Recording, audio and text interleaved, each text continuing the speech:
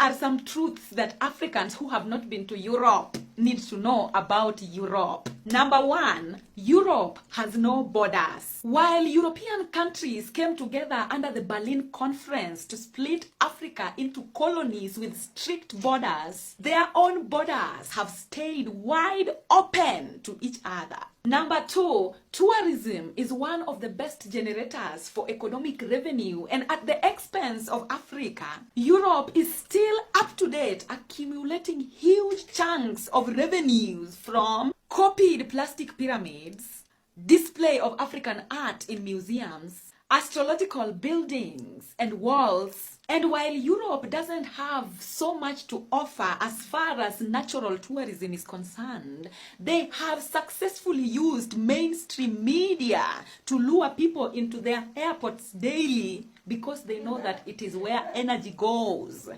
that grows. Number three, it is the rich people in Europe that eat fresh farm food like the poor people in Africa, while it is the poor people in Europe that eat junk food like the rich people in Africa.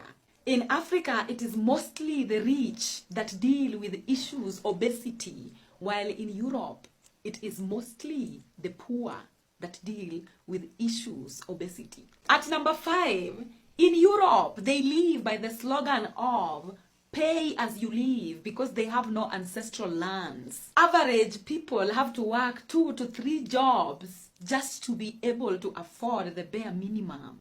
If you can't pay to live, unlike in Africa, in Europe you have no ancestral land to go back to. Therefore, homelessness in Europe is like the order of the day. Number six, without electricity, unlike Africa, Europe can't survive. Last but not least, our ancestors believed that hell is cold and that you freeze to death in hell. The European winter encourages vasoconstriction to a black person. That is brain fog that causes depression.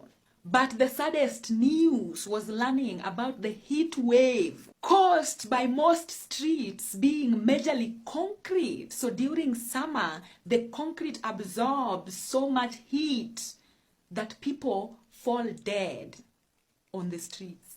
A lot of Africans who have not been to Europe think that them making it to Europe will mean them making it in life. But you are in for a rude shock. Because the American dream, the European dream, is only but an illusion that most Africans who are abroad don't want to tell you the truth about. A lot of rich Africans leave being rich in Africa to go be poor in Europe. I beg, if you know what's best for you, stay in the Garden of Eden.